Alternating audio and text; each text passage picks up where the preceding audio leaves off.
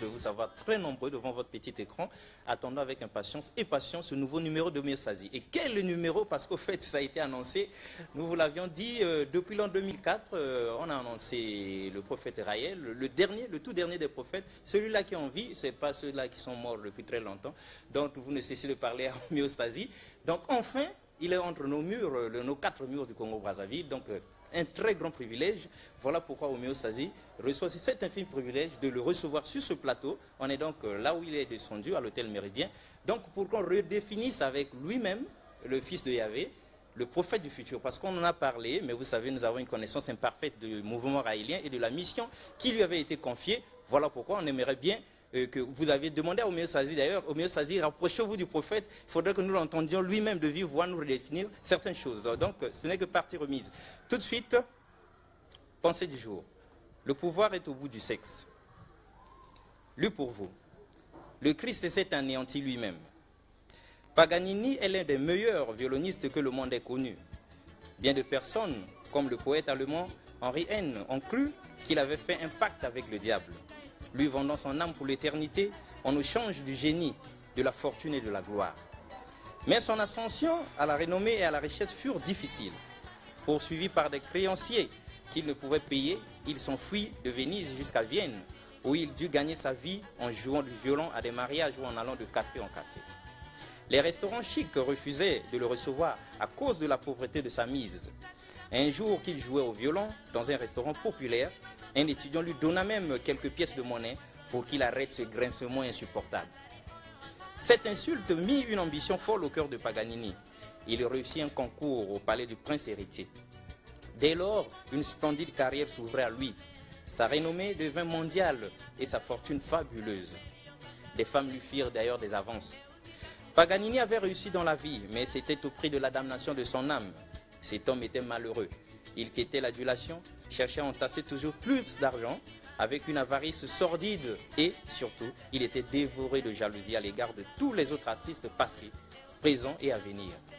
À ses yeux, seul comptait son art à lui. Il écrivait sa musique avec des combinaisons de notes si difficiles que personne d'autre que lui, qui était doté de très grandes mains, ne pourra jamais la jouer. Le succès au prix de son propre bonheur, au prix de la possibilité d'en jouir et de le mettre au service de celui d'où il vient, telle est la triste histoire de Paganini. Faites fructifier vos talents, cherchez le succès, mais ne laissez pas le péché vous alourdir le cœur. Détendez-vous dans la recherche de la réussite, jouissez-en et aidez les autres à en jouir. Cher invité, bonjour.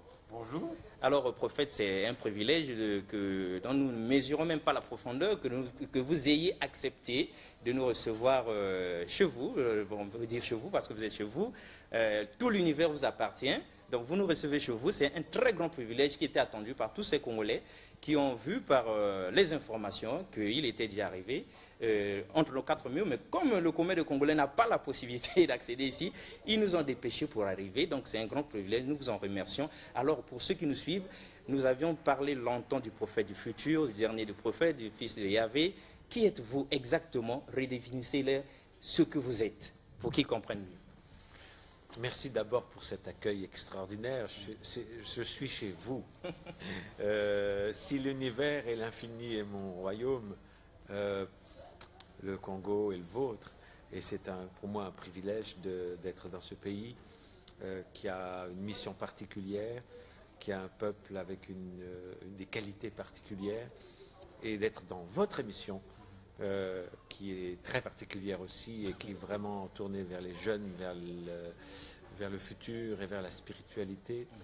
Et donc, j'apprécie beaucoup d'être avec vous. Qui suis-je? Je suis chargé d'essayer de faire en sorte que l'amour triomphe sur terre. L'amour, le bien. Et c'est le message que les Elohim m'ont demandé de transmettre est avant tout, il faut toujours le rappeler, un message d'amour. L'amour, qu'est-ce que c'est? Je vais prendre pour exemple, faire une parabole comme tout prophète. Si votre grand-mère est malade, allez-vous la conduire à l'église ou à l'hôpital?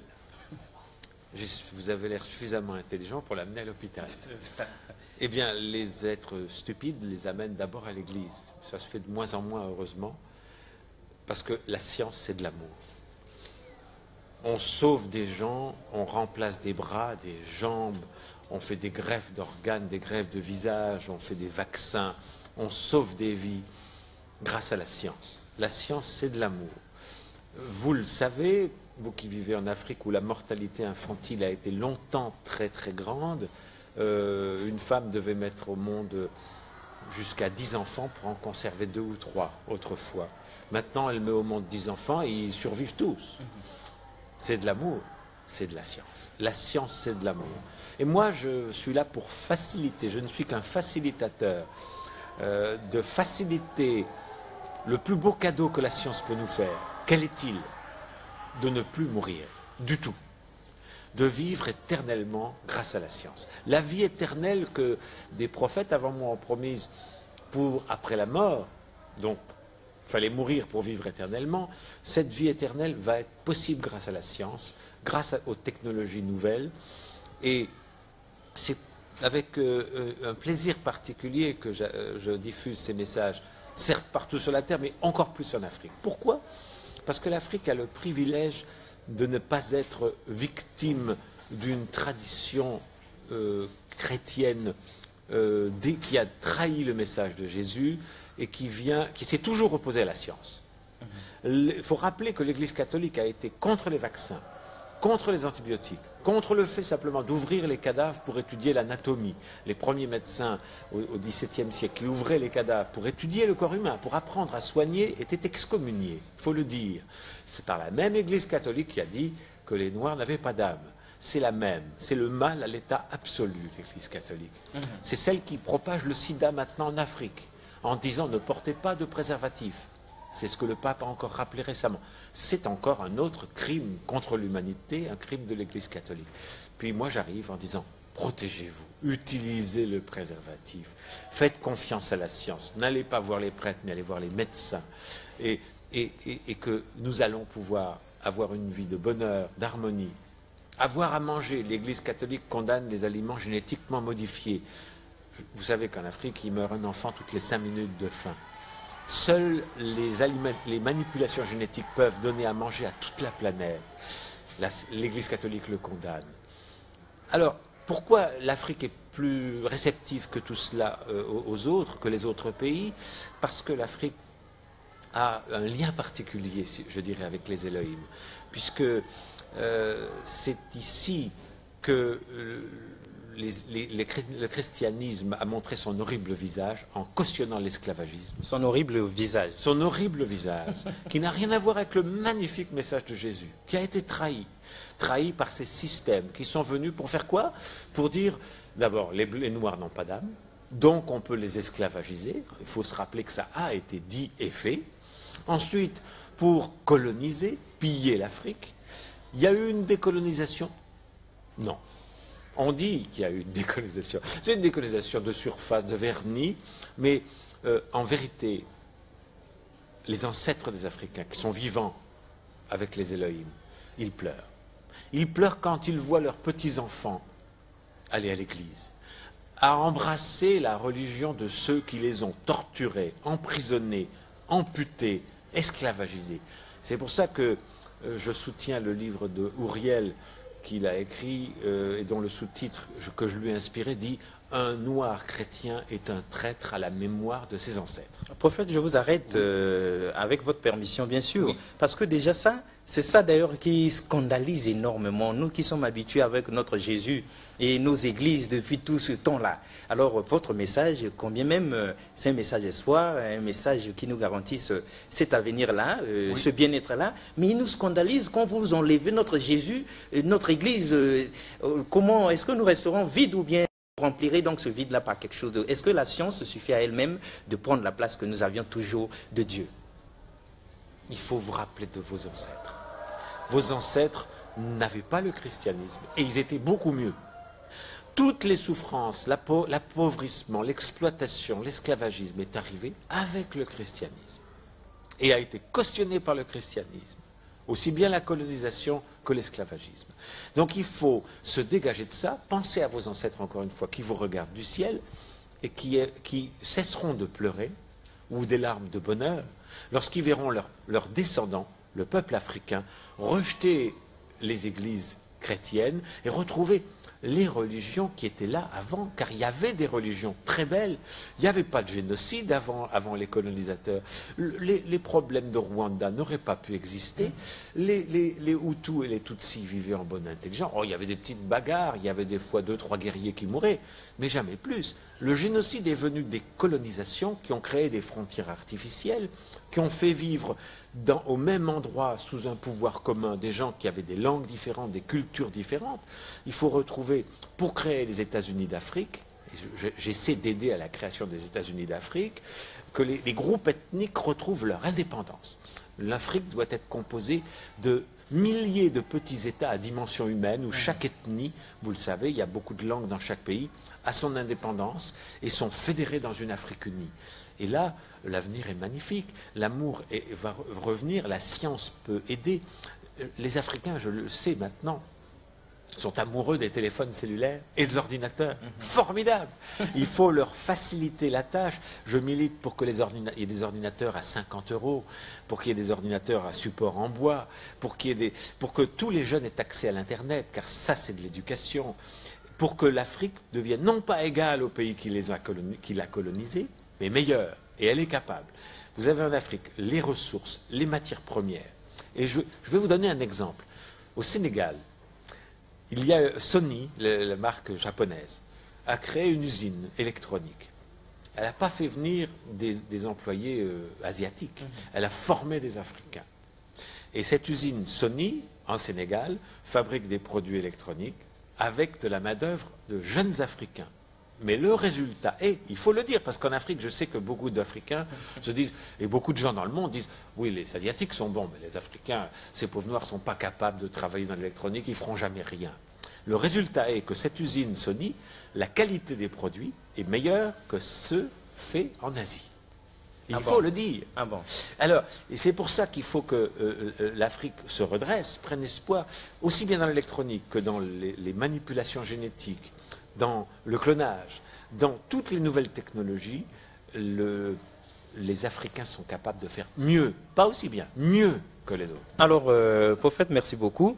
Une question nous arrive, elle a été posée par ceux qui vous ont suivi, votre arrivée, tout ça, ceux qui ont lu vos documents. Il se trouve qu'on dirait bien que l'homme noir, de par son essence, par l'histoire, n'a jamais rien inventé, jamais rien créé. C'est un cratère, donc il n'y a absolument rien. Dans l'histoire, le noir n'a carrément rien laissé. Est-ce que, puisque vous êtes là, le dernier des derniers, dites-nous déjà, et qu'est-ce que vous en savez sur l'homme noir et sa faculté de créer quoi que ce soit? Mais tout cela, je suis certain que vous ne le croyez pas en le disant, c'est un tissu de mensonges. C'est les mensonges des colonisateurs qui ont malheureusement été repris par une population africaine qui, sous le complexe de supériorité des Blancs, a développé un complexe d'infériorité. Et ça donne, je les ai entendus, souvent des jeunes Africains dire les Blancs ont tout inventé, nous on n'est pas capables, on ne peut rien faire. C'est pas vrai. C'est faux. L'ascenseur, vous prenez les ascenseurs dans les hôtels, a été inventé par un Noir. Et il y a un livre qui a été publié là-dessus. Il y a des dizaines et des dizaines d'inventions qui ont été faites par des Noirs. Donc, les qualités, les capacités intellectuelles, les capacités de créativité dans toutes les races sont égales. Et seuls des racistes attardés mentaux peuvent dire le contraire. Mais, et dans la recherche génétique actuellement, par exemple, nous avons une de nos évêques raéliennes, Hortense Dodo, qui travaille dans les manipulations génétiques. Vous savez qu'il y a des milliers de gens qui meurent chaque année d'allergie aux arachides. Elle vient de faire une sorte d'arachide qui ne crée plus d'allergie. Ce qui va en même temps aider l'économie africaine à exporter plus d'arachides, puisque plus de gens pourront en manger sans être allergiques. Elle est noire, elle est ivoirienne, elle est plus noire que vous encore. Donc, c'est dans toutes les branches de la recherche mondiale et des nouvelles technologies du futur, il faut que les jeunes Africains effacent complètement de leur esprit ces vieilles idées et se disent non seulement on est aussi bien, mais on est capable de faire mieux. Alors merci beaucoup mesdames et messieurs. Avant que nous ne fassions encore parler le prophète, le dernier, dans le très grand, le dernier des prophètes, celui-là qui est en vie, nous l'avons annoncé. Les autres, on a lu Ésaïe, Michée, Ézéchiel et autres. Malheureusement, homéostasie ne peut pas les avoir sur ce plateau.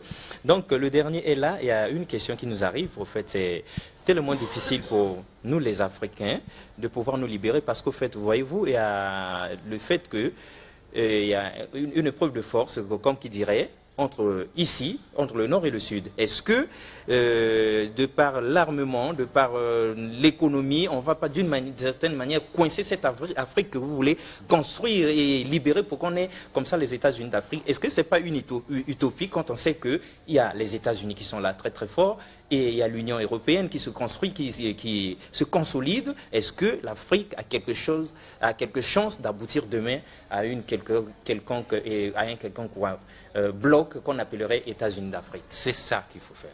Et ça vient du peuple.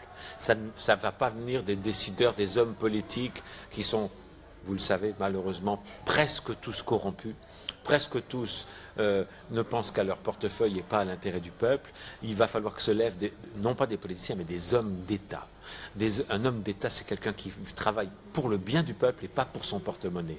Et il va y en avoir qui vont se lever et qui vont tout d'un coup unifier l'Afrique. Unifier parce qu'elle n'a pas le choix.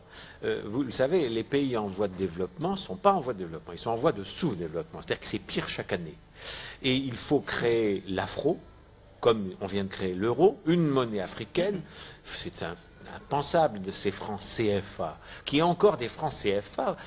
C'est comme Brazzaville. Pourquoi au Congo, Kinshasa, on a enfin débaptisé Léopoldville du nom du roi colonisateur pour le remplacer par Kinshasa. Mais ici, pourquoi ça s'appelle encore Brazzaville? Pour redonner leur fierté aux jeunes Congolais, il faut qu'on supprime ce nom. Comme en Afrique du Sud, on supprime Johannesburg aussi. Oui, trouver le nom. Quel était le nom ici que les habitants, les vrais Africains qui vivaient avant la colonisation, quel était le nom de cet endroit? Je ne sais pas si vous le savez, ça serait intéressant de le retrouver. C'était Foix. C'était Foix. Foix. Eh bien, il faut réappeler cet endroit Foix et rejeter Brazzaville aux oubliettes de l'histoire, car c'est le nom d'un général de la colonisation. Donc tout ça, et c'est des petits détails, mais des petits détails qui vont redonner l'espoir et leur dignité aux gens d'ici.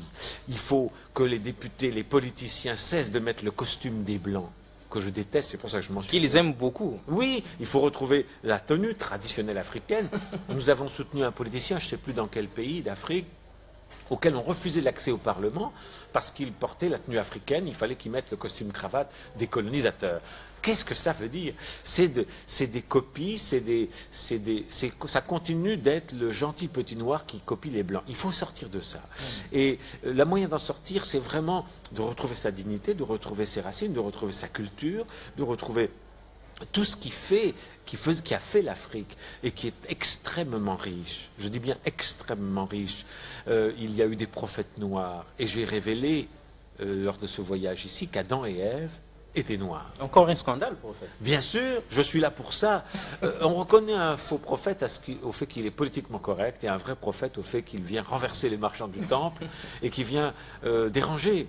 C'est pour ça qu'en général, ils sont rejetés par tout l'establishment. Il faut ramener, encore une fois, la dignité du peuple noir dans le monde entier. L'Europe est dérangeante. Là, je ne crois pas que les États-Unis soient dérangeants, car il y a beaucoup de Noirs en Afrique, en Amérique, et leur pouvoir est grand, et ils peuvent être... ils ne permettraient pas que les États-Unis se comportent avec l'Afrique comme les anciens colonisateurs l'ont fait et le font encore. J'ai appris récemment que, bien heureusement, les jeunes étudiants africains, je sais qu'il y en a qui nous regardent là, ne veulent plus aller étudier en France. Et ils ont raison. Ils essaient d'étudier aux États-Unis, ils essaient d'étudier au Canada, là où d'abord l'enseignement est meilleur, et en plus où on ne les considère pas comme des êtres inférieurs. Car en France, malheureusement, on l'a vu récemment dans les événements qu'il y a eu dans les banlieues, les Arabes et les Noirs sont considérés comme des citoyens de seconde catégorie, et pas aux États-Unis. Aux États-Unis, il y a, un magazine qui s'appelle Ebony. Il y a une amicale d'hommes d'affaires noirs, de scientifiques noirs. Et aux États-Unis, il y a encore quelques régions de campagne, des régions de chez Bush, où il y a du racisme. Mais les grandes villes et les parties riches des États-Unis accordent les mêmes chances aux Noirs et aux Blancs. C'est important de le dire. Donc le danger ne vient pas des États-Unis, il vient beaucoup plus des anciens colonisateurs qui continuent de se comporter en colonisateurs. Par exemple en Côte d'Ivoire récemment, où la France, sous le prétexte fallacieux de protéger ses ressortissants, a envoyé l'armée et a tiré sur la foule.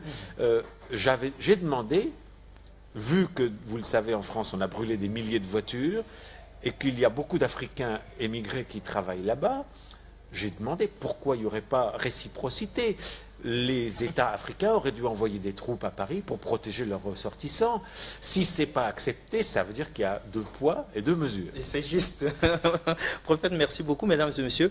Donc, pour répondre toujours à vos attentes, on a un peu répertorié toutes ces questions que vous nous avez transmises afin de les poser au dernier des prophètes. Prophète, vous aviez décrété quelque chose, c'était scandaleux. Et heureusement que vous êtes arrivé.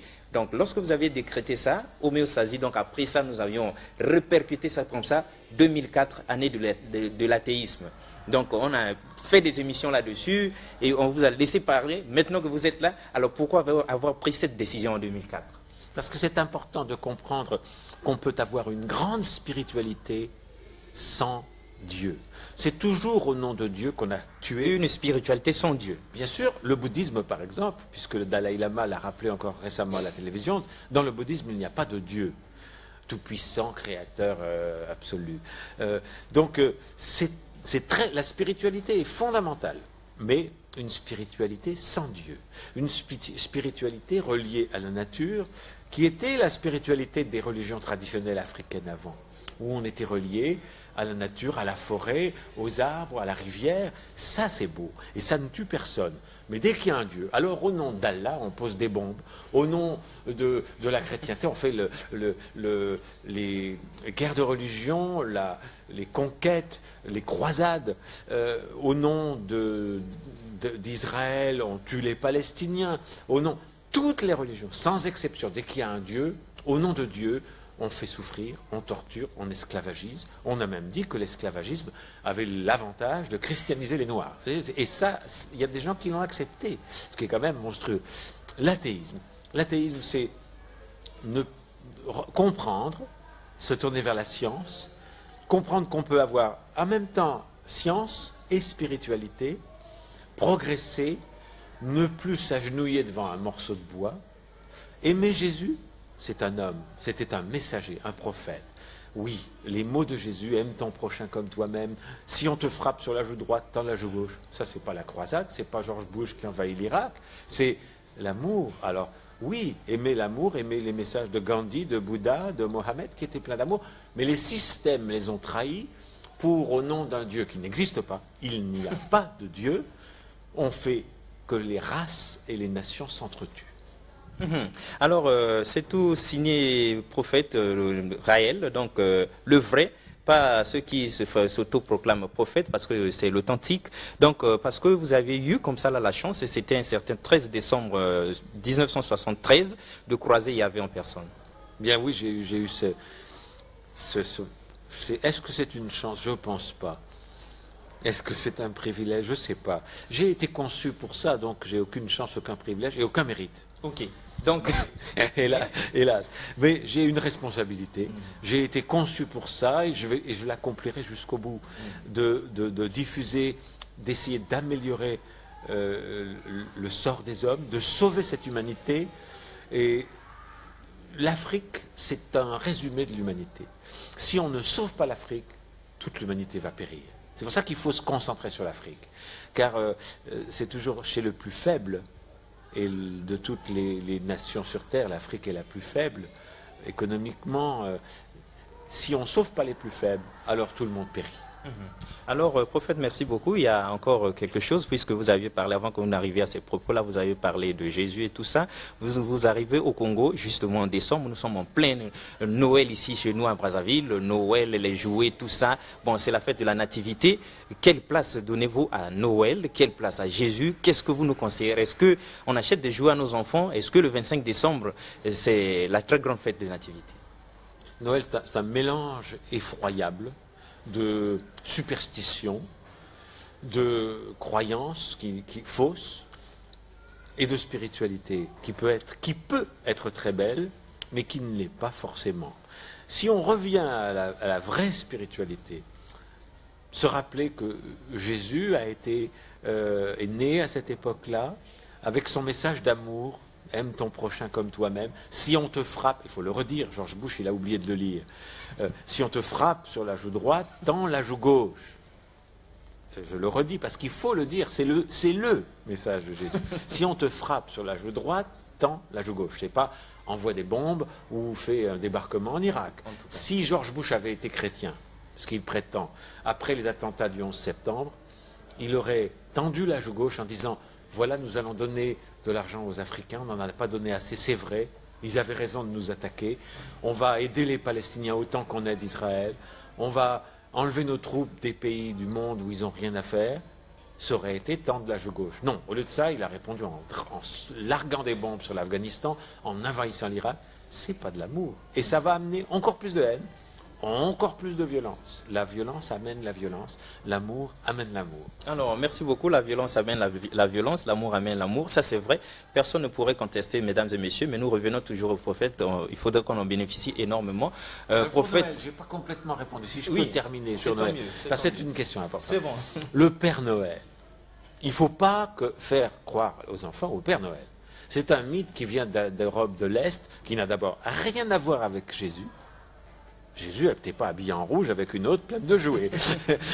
Jésus, c'est autre chose. Le Noël, c'est un mélange avec Santa Claus, qui était au début du mois de décembre. On a essayé de christianiser ces fêtes. On a transformé ça en une fête de l'argent. On se fait des cadeaux. On réveillonne, on s'empiffre de nourriture. Ça n'a rien à voir avec la magnifique fête spirituelle que c'était avant. Maintenant, faire une fête pour les enfants et leur faire des cadeaux, c'est très bien. Il n'y a pas besoin de Père Noël. Il n'y a pas besoin de leur faire commencer leur vie avec un mensonge. Car un jour ou l'autre, on comprend qu'il n'y a pas de Père Noël. Mais ce que des parents disent, on t'aime beaucoup, en souvenir de Jésus qui avait un message d'amour, on va nous t'acheter un cadeau. On ne gagne pas beaucoup d'argent, mais on va te faire un cadeau. Mais pas de cadeaux qui passent par la cheminée et qui viennent du ciel. Ça n'existe pas. C'est une insulte à l'intelligence des enfants. Merci beaucoup. Prophète, il y a aussi cette affaire que nous avons dont vous aviez parlé aussi, le clonage, le secret de la vie éternelle. Ah, ça, c'est le secret de la vie éternelle. Ce que les gens n'aiment pas entendre que vous disiez, prophète. Oui, c'est vrai. Ça dépend lesquels. Il y en a qui aiment beaucoup. Ah, oui. Ceux qui ont compris, ceux qui étudient un peu les sciences, aiment beaucoup cela. Si on aime la vie, on n'a pas envie de mourir. Il y a des gens qui aiment tellement peu la vie, d'ailleurs, qui se suicident. Et le nombre des suicides augmente chaque année à cause du désespoir. Si on aime la vie, on n'a pas envie de mourir. S'il est possible scientifiquement de ne pas mourir, il faut le faire. Maintenant, les gens qui disent « moi je ne veux pas vivre éternellement », c'est facile à dire quand on a 25 ans, mais les vieux sont prêts à dépenser tout ce qu'ils ont, même ce qu'ils n'ont pas, pour vivre 1 an de plus, 2 ans de plus. Les hôpitaux en sont pleins. Évidemment qu'on ne veut pas mourir. Alors, la science va permettre, grâce au clonage, le clonage actuellement permet à des couples qui ne peuvent pas avoir d'enfant d'avoir un enfant. C'est bien, mais c'est que le début. Après, il y a l'étape 2, où des scientifiques sont en train de travailler pour la création d'un ventre artificiel. C'est non plus le ventre d'une mère, mais une machine, où le bébé pourra se développer. Quel avantage? L'avantage est qu'on pourra accélérer la vitesse de multiplication cellulaire. Qu'est-ce qui se passe quand vous faites l'amour avec votre compagne? Il y a un spermatozoïde et une ovule qui se mettent ensemble, et de ce petit ensemble microscopique, il faut un microscope pour voir la première cellule, jusqu'au bébé qui va naître, il se passe 9 mois où les cellules se sont multipliées, ça a grossi, et ça devient un bébé. 9 mois, c'est long. Et après, pour faire un beau jeune homme comme vous, il faut 20 ans ou 25 ans. Donc, dans cette machine, on peut accélérer la vitesse de multiplication des cellules. Elles ne mettront plus 9 mois, mais quelques heures pour faire un bébé complet. On va grandir la machine et on peut arriver, vous mettez quelques cellules de votre corps dans cette machine, vous avez un clone, une copie de vous-même en quelques heures adulte et non plus un bébé. Ça, c'est l'étape suivante. Il n'a pas votre mémoire, il n'a pas votre personnalité. L'étape numéro 3, on arrive à transférer, comme je suis sûr que vous avez un ordinateur, on download des informations d'un serveur à un ordinateur ou entre deux ordinateurs, et bien là, on pourra downloader notre mémoire, notre personnalité dans le clone qu'on fabrique. Qu'est-ce que ça veut dire? Ça veut dire comment vous mourrez, vous faites une copie de vous-même, vous êtes très vieux, 90 ans, pas en bonne santé, vous mourrez, mais vous vous downloadez dans le nouveau corps de vous-même que vous êtes fait. Là, c'est votre corps, c'est vous, et vous vous rappelez de votre numéro de compte en banque, du nom de votre copain ou de votre copine, vous vous rappelez de tout. Voilà ce que c'est la vie éternelle grâce au clonage. Oh, merci beaucoup, mesdames et messieurs. Qui parmi nous aimerait mourir? On croit bien que chacun, même en traversant la rue, fait très très attention parce que ces choses-là, on aimerait vivre éternellement. Prophète, encore quelque chose. Le clonage, bien sûr, on peut accepter, on peut dire que on voudrait vivre éternellement. Mais le clonage, est-ce que demain c'est accessible à tout le monde, même aux Africains? Oui, le clonage sera accessible à tout le monde et le clonage au niveau des enfants est déjà accessible actuellement. Le docteur Boisselier ne fait pas de discrimination, évidemment. Elle est raélienne dans les familles qu'elle accepte, qui veulent bénéficier de ses services pour cloner des enfants. Mais ce qui est important, c'est de comprendre que ces nouvelles technologies, c'est pas lourd. C'est lourd en connaissance. Ça demande un énorme, ce que les Américains appellent know-how, la connaissance. Mais vous pouvez presque le faire dans votre cuisine. Le matériel requis est extrêmement simple, extrêmement limité. Par contre, le savoir qu'il faut pour s'en servir, alors ça, vous ne pouvez pas le faire tout seul. Il faut des gens qui ont une connaissance extraordinaire. Mais ce n'est pas une technologie lourde comme pour développer des avions en réaction. C'est très simple. Le vivant se développe d'une façon extrêmement simple. Donc ça va être disponible. Toutes ces technologies arrivent à une grande vitesse grâce à ce que les Américains appellent la singularité, en particulier les transhumanistes. J'invite tout le monde à aller sur l'Internet pour visiter le site transhumanisme.org. Ce n'est pas nous, mais c'est des scientifiques très avancés qui, comme Ray Kurzweil, qui envisagent ce que l'humanité va devenir dans le futur. Et c'est très beau. On n'est pas les seuls, les Raéliens, à penser ça. Des scientifiques qui réfléchissent. Alors, qu'est-ce qu'ils envisagent? Eh bien, que grâce à l'accélération de la puissance des ordinateurs, toutes les technologies du futur vont être disponibles dans les 25 prochaines années. Donc, tout ce que je raconte n'est pas quelque chose de science-fiction pour le siècle prochain.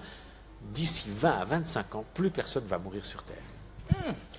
C'est une très très bonne chose. On devine bien, mesdames et messieurs, qu'homéostasie sera éternelle parce que 20-25 ans, on a encore cette force-là de le résister et de vivre jusqu'à cette époque-là. Prophète, une question. Vous arrivez ici au Congo-Brazzaville, c'est bon. Mais on entend que vous allez donc, vous arriverez jusqu'au Bas-Congo, en Kamba, chez les Kimbongistes. Alors, on se demande dans la cité, on se demande partout, mais comment le pont a été jeté? Comment est-ce que les Kimbongistes là-bas ont su qu'il y avait un prophète Raël? Comment le prophète Raël a su qu'il y avait les Kimbongistes? Quels sont les non-dits de toute cette histoire? L'histoire est simple. J'ai dit et répété qu'il y avait eu des prophètes dans l'histoire de l'humanité de toutes les races, et pas seulement des blancs. Et donc, un jour, quelqu'un est venu me voir en me disant « Simon Kimbangu était un prophète africain. Est-ce que c'est un prophète des Elohim ?»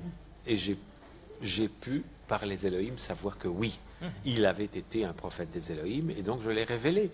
Et donc, c'est important que chaque race sur Terre, chaque groupe ethnique sache que dans sa tradition, il y a eu des prophètes des Elohim. Simon Kimbangu, qui a été torturé et tué par les colonisateurs belges, parce qu'il amenait des informations différentes, parce qu'il permettait aux Africains de relever la tête, a été tué, a été torturé et on a mis fin à ses jours il n'y a pas très longtemps. Donc les Kimbanguistes, évidemment, ont été très heureux de voir que je reconnaissais leur prophète.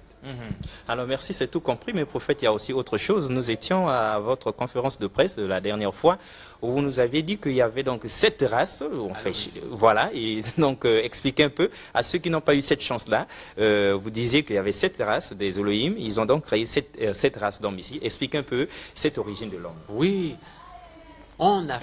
comment a-t-on pu essayer d'imposer comme ça une religion raciste, car c'était une religion raciste, le christianisme. Dieu est blanc et il a créé toutes les races, à son image.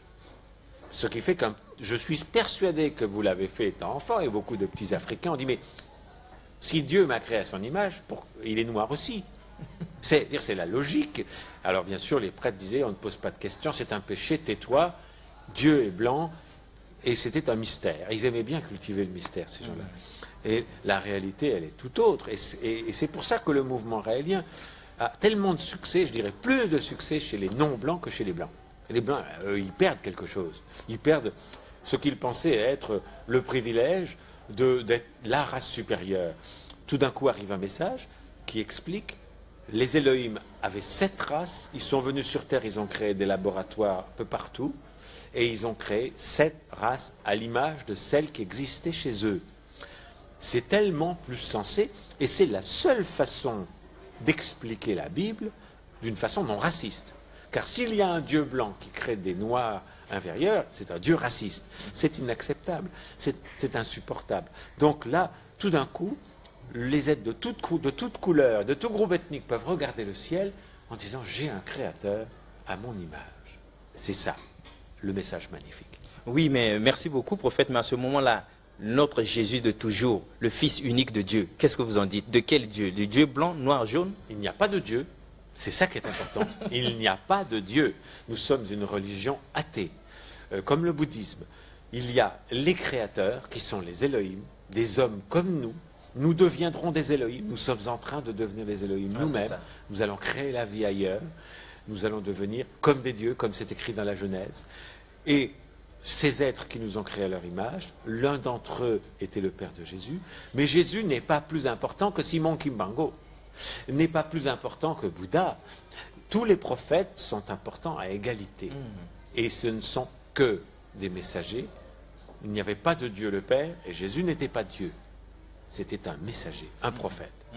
Alors merci beaucoup, prophète. Il y a aussi cette histoire de... On a suivi, entre-temps, on avait eu l'occasion de suivre une de vos cassettes, Raël le Bonheur. On dit que les Raéliens, ils sont pour eux à l'aise, comme au paradis sur la terre, un peu sans complexe, sans quoi, sans repère, sans loi. Donc les 10 commandements de Dieu, on s'en fiche et puis on fait tout ce que nous voulons. Pas tout à fait. Pas tout à fait. Il y a quand même des règles qui sont d'aimer son prochain comme soi-même. Ça, c'est toujours une règle valable. D'être non-violent, c'est une règle absolue, la non-violence. De ne pas abîmer la création des Elohim, à commencer par nous-mêmes. Et c'est pour ça qu'il ne faut pas prendre de drogue, pas fumer, pas prendre de café, qui abîme notre code génétique, qui abîme la création des Elohim. Donc il y a des règles quand même. Il faut jeûner 1 jour par semaine pour rester en bonne santé. Maintenir le temple des Elohim, c'est-à-dire notre corps qui a été créé comme un temple magnifique qui nous permet de prendre conscience de l'infini. Il faut l'aimer. Et s'aimer soi-même, d'abord, ça veut dire aimer son être entier, y compris sa sexualité, pour pouvoir aimer les autres. Car celui qui ne s'aime pas ne peut pas aimer les autres. Oui, merci beaucoup, prophète. Bon, il y a aussi cette affaire-là, cette question venue de tous les catholiques du Congo qui ont suivi, parce qu'à Homéostasie, on a fait passer des émissions pour les Raéliens 4, 5, 6 fois. Ils ont protesté énergiquement du fait que vous êtes comme ça là, contre le pape. Qu'est-ce que vous en dites? On dirait que vous êtes catégoriquement opposé au pape. Évidemment, mais étant catégoriquement opposé à l'Église catholique, ça inclut le pape. Et à l'origine, c'était quoi déjà qui a fait qu'il y ait cette opposition? Parce qu'il y a l'Église catholique trahit le message de Jésus constamment et continue de le trahir. L'exemple actuel, le plus frappant, c'est de conseiller aux Africains de ne pas utiliser de préservatif. C'est pas une erreur, c'est criminel. J'espère, je souhaite, je ferai tout ce qui est en mon pouvoir pour que le pape soit poursuivi pour crime contre l'humanité, car il y a des Africains qui meurent tous les jours du sida et il en est responsable, physiquement, criminellement. Vous avez peut-être des amis qui sont morts du sida parce qu'ils étaient catholiques et qu'ils ont écouté le pape et qu'ils n'ont pas mis de préservatif. C'est un criminel. Bon, mais mesdames et messieurs, ça c'est signé le fils de Yahvé. C'est lui qui maîtrise mieux. Homéostasie vous a enseigné des faussetés. Heureusement qu'il est arrivé. Alors, prophète, on revient un peu sur cette spiritualité sans Dieu là. Parce que ça retentit encore. Est-ce que il peut vraiment y avoir une spiritualité sans Dieu? Et dans les émissions que nous avions fait pendant que vous n'étiez pas encore ici, on a semblé comprendre que cette spiritualité là avait pour Dieu la science. Est-ce que la science en elle-même peut être considérée comme un être vivant ou bien seulement une chose, enfin, vous comprenez la question, est-ce que... Nous n'avons pas besoin d'un Dieu papa. Nous avons besoin de spiritualité. Le Dieu papa, il sert à rien. Spiritualité, c'est-à-dire les composantes de cette spiritualité. Alors les composantes sont simples. C'est la base. Comme le bouddhisme, nous sommes très proches du bouddhisme. C'est la méditation. C'est-à-dire, lorsqu'on médite, lorsqu'on se met en harmonie avec l'univers, avec l'infini, avec les étoiles, avec les plantes, avec les autres êtres humains, qu'on pose un regard plein d'amour et de compassion sur l'autre, celui qu'on a en face de soi, qu'on essaie de faire le maximum pour que l'être qu'on a en face de soi soit plus heureux, soit plus harmonieux, soit bien dans sa peau. Ça, c'est de la vraie spiritualité. Le reste, si on condamne les gens à aller se mettre à genoux à l'église, c'est pas de la spiritualité, c'est de la torture. Si on les condamne à se frapper le dos avec du fer pour qu'ils saignent, c'est du sadisme, c'est pas de la spiritualité. Si on monte des images partout d'un pauvre bonhomme avec des clous dans les mains qui saignent, mais Jésus déteste la croix. J'ai rencontré Jésus. Encore un scandale, effectivement. Jésus déteste la croix.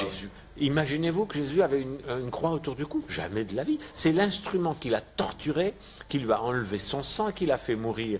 Jésus déteste la croix. Les gens qui aiment Jésus, s'il vous plaît, jetez vos croix, mettez-les au feu, mettez un portrait de Jésus. Vous savez, vous, les premiers chrétiens, pendant 3 siècles, ils avaient un symbole aussi. Ce n'était pas une croix, c'était 2 poissons entrelacés, où il parfois représentait le visage de Jésus en train d'enseigner. C'est beau, mais pas la croix. Si Jésus avait été pendu, est-ce que tous les chrétiens auraient une petite corde autour du cou? C'est scandaleux, c'est valoriser l'instrument de torture qu'il a tué. Alors, prophète, aussi une question. Tous ceux qui suivent homéostasie se la posent, donc on capte la question. Il y a donc cette... voilà. Qu'est-ce que vous pouvez nous en dire déjà pour que... Parce que dans la rue, quand nous croisons quelqu'un avec ça, on se dit, ah, un magicien, un spiritiste, sciences occultes, tout ça c'est du satanisme. Qu'est-ce que vous dites déjà? Non, c'est un symbole très physique, très simple, qui représente la matière. C'est un symbole scientifique, qui représente la matière. L'infiniment petit, l'infiniment grand et l'infini dans le temps, au milieu. Qu'est-ce que ça veut dire? Les Elohim ont découvert, avec leur science trop mystérieuse et trop avancée pour que nous la comprenions, tout homme est abruti faute de science, c'est aussi dans la Bible. Ça. Donc, qu'est-ce que c'est leur science? Ils ont pu découvrir quels étaient les atomes des particules qu'on connaît aujourd'hui. Et ils se sont aperçus que les particules des atomes, des particules qu'on connaît aujourd'hui, sont des systèmes solaires. Ça veut dire que dans le bout de votre doigt, il y a des systèmes solaires, des planètes, des êtres vivants, des noirs et des blancs, dont un qui fait peut-être une entrevue d'un messager de l'infini, dans le bout de votre doigt. Et les étoiles dans le ciel, la Voie lactée, tout cela, c'est dans le corps d'un être immense, qui est peut-être aussi un journaliste de télévision en train de faire une entrevue. Donc, c'est l'infini vers l'infiniment petit, le microcosme, et l'infiniment grand, le macrocosme. Nous sommes quelque part entre 2 infinis. Et l'important de cette spiritualité, justement, c'est de s'harmoniser avec cet infini. Et au milieu, il y a l'infini dans le temps. Qu'est-ce que ça veut dire? Rien ne disparaît, rien ne se crée, rien ne se perd, tout se transforme. Nous avons toujours existé sous forme de matière ou sous forme d'énergie, et nous existerons toujours sous forme de matière ou sous forme d'énergie. Il n'y a pas de commencement, il n'y a pas de Big Bang, il n'y a pas de Dieu qui crée tout à partir de rien, c'est impossible. Il y a un infini dans lequel on est. D'où cette spiritualité, encore une fois, qui nous situe entre l'infiniment petit matériel et l'infiniment grand matériel, et entre l'infini dans le temps du passé et l'infini dans le temps du futur, en nous demandant, pour être heureux, c'est quoi? Saisir l'instant. Saisir cette minute qui passe et qui est unique. Cet instant d'amour que je ressens pour vous, que j'espère que vous ressentez pour moi, exactement, que je ressens pour tous les Africains, pour tous les gens qui nous regardent. Et c'est cet amour qui ne peut être compris que dans l'instant. Alors, merci beaucoup, prophète, mais il n'y a pas que les chrétiens, il y a aussi ceux-là qui aiment bien les sciences occultes, ils sont dans la Rose-Croix, dans la franc-maçonnerie, tout ça, ils ont dit homéostasie, demandez un peu au prophète, qu'est-ce qu'il nous conseille? Est-ce que notre école initiatique, notre franc-maçonnerie, toutes ces choses-là, qu'est-ce qu'il en pense, lui, pour que nous sachions déjà sur quel pied danser?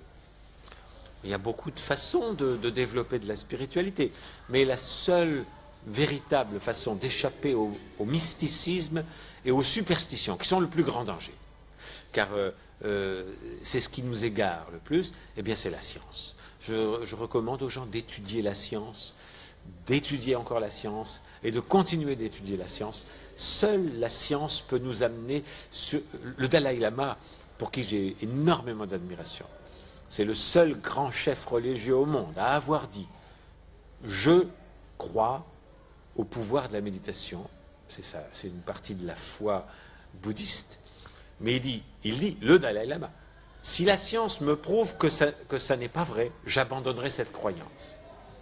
C'est ça, la science. C'est dire, si les scientifiques peuvent prouver que ce que j'enseigne est faux, et je le dis moi aussi, si les scientifiques peuvent prouver que ce que je dis est faux, je cesse de le croire.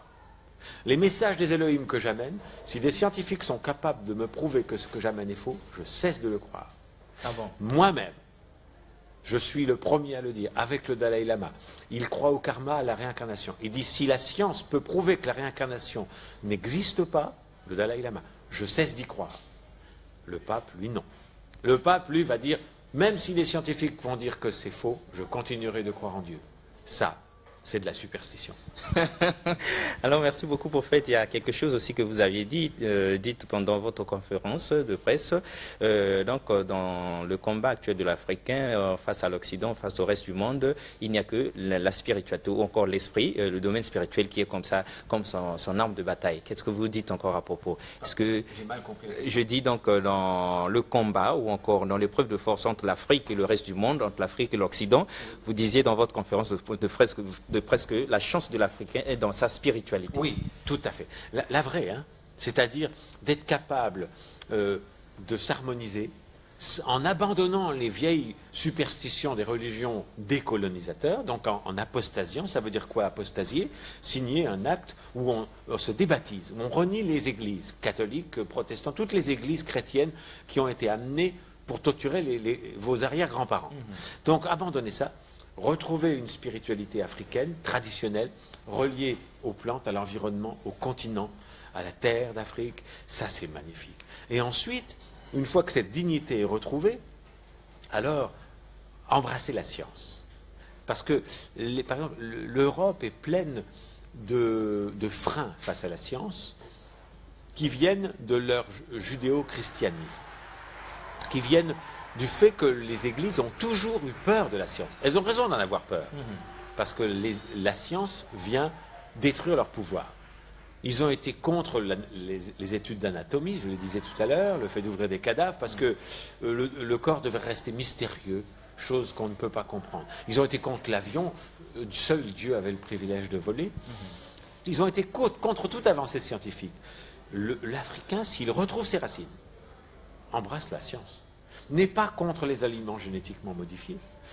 C'est très élégant pour les riches privilégiés qui habitent Neuilly, les quartiers riches de Paris ou de Manhattan, de dire je veux boire tous les matins mon jus de carotte biologique et il ne faut pas qu'on fasse d'aliments génétiquement modifiés. C'est facile à dire quand on est riche. Quand on est en Afrique et qu'on a des enfants qui meurent de faim, on se moque que ce soit des aliments génétiquement modifiés qui arrivent, on veut qu'ils mangent. Toute famille africaine veut donner à manger à ses enfants. Elle ne veut pas du jus de carotte biologique, elle veut juste du riz pour qu'ils ne meurent pas. Et ça, c'est la chance de l'Afrique, de tout d'un coup dire, occupez-vous de vos problèmes éthiques en Europe, ça regarde les riches. Nous, on va adopter le riz génétiquement modifié, on va embrasser le maïs génétiquement modifié, tous les plats génétiquement modifiés, on va développer cela mieux qu'ailleurs, devenir des pionniers. Et c'est l'avenir de l'humanité. Vous savez, il y a un riz qui a été créé récemment, le riz jaune, on l'appelle. C'est un riz qui a été fait spécifiquement pour certains pays d'Asie et d'Afrique, où les enfants deviennent aveugles parce qu'il leur manque une vitamine. En modifiant le riz, il est plus blanc, comme le riz que vous connaissez, il est jaune. Je dirais qu'en étant plus blanc, il devient meilleur. Ça, c'est une bonne leçon pour l'Afrique. Et donc, il devient meilleur. Il sauve des millions d'enfants par année de la cécité, de devenir aveugles. Les gens riches des régions de Paris disent « Oh, quelle horreur, c'est pas naturel ». C'est pas naturel, mais par contre, c'est très naturel de devenir aveugle. C'est ce qu'ils veulent dire, en gros. Pour les Africains et pour les Asiatiques, mais pas pour les Blancs. Donc, c'est pour ça que ces nouvelles technologies vont être adoptées plus facilement ici. Il faut les encourager. Il faut encourager les jeunes étudiants à développer ces sciences. Et l'Afrique, si elle met tous ses atouts de côté, non seulement ne sera pas un pays pauvre où les gens mourront de faim, mais va être un pays qui va nourrir le reste de la planète. Alors, c'est signé dans le dernier des prophètes. Mesdames et messieurs, nous en profitons. Prophète, c'est un très grand privilège pour nous que vous soyez arrivés parce que Homéostasie est très curieux. Nous avons vu les prospectus, on fait ces dépliants qui nous avaient été donnés où vous aviez dit que, vous disiez, pardon, que le fait que vous veniez ici à Brazzaville pour des séminaires de formation, c'est une chance à ne pas rater. Peut-être que ça n'arrivera plus. Peut-être que on vous avait vu en 2001, on vous revoit aujourd'hui. Peut-être que, donc il y a un mystère là derrière. Alors on aimerait bien vous entendre un peu souligner ça. Il nous reste 5 minutes, on vous les laisse. Donc vous dites ce que vous avez à dire et vous concluez aussi finalement. Mais je pense que les gens qui ont envie de sortir du mysticisme et des vieilles croyances, les jeunes Africains, je pense, doivent se souvenir qu'ils ont eu des ancêtres. C'est pas vieux, c'est quelques années où leurs ancêtres ont été capturés. On leur a pris leurs biens, on les a enchaînés, esclavagisés, on a pillé les ressources naturelles de l'Afrique. C'est pas vieux, ça vient d'arriver. Et qu'est-ce qu'on trouvait à faire, les descendants de ces pauvres Africains qui ont été martyrisés, d'adopter la religion des gens qui ont commis cette horrible torture. C'est scandaleux. Et donc, il faut que l'Afrique se réveille, rejette, se livre à une décolonisation spirituelle, une décolonisation culturelle, et c'est parce que sinon, Mao Tse-tung lui-même l'a dit, il n'y a pas de révolution s'il n'y a pas de révolution culturelle. Or, en Afrique, ça n'a pas eu lieu. Il y a eu une décolonisation politique, mais qui ne veut rien dire. Il y a toujours les frontières qui ont été dessinées par les Blancs, qui n'étaient pas là avant, toujours là. Il y a toujours l'imitation comme des singes de l'habillement des Blancs, des processus. Mais il n'y a pas eu de vraie décolonisation, à la fois spirituelle et culturelle. Et il faut qu'elle prenne place. Eh bien, s'il y a des gens que ce que je dis là intéresse, alors ils peuvent venir à mes stages. Ah, ça va décoiffer. Ça va réveiller. Il y a des gens qui n'aiment pas ça. Ceux qui n'aiment pas ça, ils partent. Ils ne viennent pas d'ailleurs. Ils ne viennent pas. C'est mieux de ne pas venir. Ils viennent pas. Mais ceux que ça réveille, ceux que ça fait bouger sur leur ceux qui ont envie d'entendre ce que je dis, Afrique, lève-toi. Alors, je vais les aider à se lever. Je vais leur dire comme Jésus a dit aux paralytiques, et l'Afrique est paralytique actuellement. Lève-toi et marche. C'est mon message à l'Afrique. Merci beaucoup, prophète. Est-ce que c'est votre mot de la fin? Ou bien vous en avez un? On peut pas faire mieux. Lève-toi et marche Afrique, c'est signé donc le prophète donc Raël. Mesdames et messieurs, on nous fait signe que non. On est tellement emballés que les gens sont impatients. Donc 5 minutes de plus pour le prophète parce que peut-être que par devers nos questions, le prophète avait quelque chose de particulier à dire à ceux qui nous suivent, tous ces papas, ces mamans, ces jeunes, quelque chose de particulier. Encore 5 minutes pour que vous puissiez. Est-ce que vous n'avez pas gardé dans votre... Oh, bien sûr. Mais moi, c'est pas difficile de me faire parler. C'est difficile de me faire arrêter. En tout cas. Vous allez voir. Mais par contre, je peux vous parler pendant des heures. C'est ce que je ferai dans les stages auxquels j'invite les Africains à venir, et surtout les Congolais, à venir participer à ce stage qui vont avoir lieu donc ici à Brazzaville. C'est un message d'amour. Il faut comprendre que c'est un message d'espoir. Le message particulier que je pourrais dire à ceux qui nous regardent, c'est de se tourner vers la science. L'Afrique a besoin de scientifiques, mais elle a besoin de scientifiques qui ne soient pas des traîtres. Ça, c'est une autre partie importante. Qu'est-ce que j'appelle des scientifiques qui sont pourris par l'argent qu'ils peuvent gagner tout d'un coup dans ces pays-là et qui oublient l'Afrique? C'est des traîtres, car ils ont été conscientisés supporter pour aller faire des études par l'Afrique, et après ils voudraient s'installer dans le luxe chez les Blancs. Non. Ça aussi, il faut être capable de dire, je vais étudier, mais je reviendrai pour le peuple africain, je ramènerai ma science et mes connaissances pour... Oh, au début, il y aura un peu moins, peut-être, d'aisance financière, oui. Mais avec le temps, ceux qui reviennent seront plus riches que ceux qui ne sont pas revenus. Ah, c'est bien, mais nous vous arrêtons un peu, prophète, parce qu'il y a une question que nous n'aimerons pas oublier de poser. Pour tous ceux qui nous suivent, qui aimeraient vous approcher, c'est-à-dire, est-ce que il y a des pèlerinages, parce que quelqu'un a demandé ça, est-ce qu'il y a un mouvement de pèlerinage vers vous? Est-ce qu'il y a une ville sainte au mouvement raélien? Comment ça se passe? Est-ce qu'on vous voit par hasard, vous arrivez, puis paf, c'est fini? Oui, c'est ça. mais il y a les stages. Nous ne voulons pas déifier ou mystifier une place. Le lieu saint, c'est la terre en entier. Cette terre sacrée sur laquelle nous sommes, c'est la seule que nous avons. Et si nous la détruisons, il n'y a plus rien. Donc, c'est ça. Mais par contre, ce qui est saint, c'est l'enseignement. Et c'est pour ça qu'il faut venir au stage. Et si je disparais, ce qui ne saurait tarder, d'autres ont été formés, des guides, ce qu'on appelle des guides raéliens, des guides spirituels, comme Taï, qui est le guide continental africain, comme Jérôme, qui est le guide national pour le Congo, et qui sont capables, on leur donne la formation pour qu'ils soient capables de continuer les stages, même si je disparais. Car, comme l'a dit un grand philosophe, Jésus est venu montrer la voie, et les hommes ont gardé les yeux fixés sur son doigt. Ce n'est pas le doigt qui compte, c'est la direction. Alors, moi c'est pareil, c'est l'enseignement que j'amène qui est important, ce n'est pas le messager. Raël lui-même, c'est un petit homme. Mais l'enseignement que j'amène, j'espère que vous le reprendrez, que beaucoup d'Africains le reprendront, pour le rendre vivant par la transmission. Une dernière question, une toute dernière qui nous est revenue à la mémoire. Prophète, les gens ont dit que nous aimerions bien, nous Congolais africains, suivre Raël, mais cependant il est blanc. Si c'était un noir qui venait nous parler de toute cette délivrance-là pour l'homme noir, ce serait bien. Alors, pourquoi les Elohim ont fait que vous soyez comme ça, un blanc? Oui, je suis d'accord avec eux. J'aurais préféré être noir. J'ai pas choisi. J'ai pas choisi. Pourquoi les Elohim ont choisi un blanc comme dernier des prophètes? Je crois que je comprends pourquoi. Si j'étais noir, bon, peut-être les noirs aimeraient ça. Mais tous les autres diraient, bon, c'est comme Simon Kimbango, c'est un noir qui tout d'un coup invente des choses pour redonner la dignité aux Africains. Je suis blanc. Ça me permet de parler aux États-Unis, de parler en Europe, de parler partout. Comme de dire qu'Adam et Ève étaient des Noirs. Oui, et de dire ce message qui donne la priorité à l'Afrique, à tous les autres pays. Et donc, ils écoutent davantage. Mais, même si je les dérange, beaucoup plus. Parce que, récemment, un journal parisien, raciste, et dérangé par ce que je dis, m'a traité de nègre blanc, croyant m'insulter. C'est le plus beau compliment qu'il pouvait me faire. Je revendique ce titre, j'espère que les Noirs me traiteront comme ça aussi, car si j'avais eu le choix, je ne serais pas né blanc, je serais né noir, femme et homosexuel.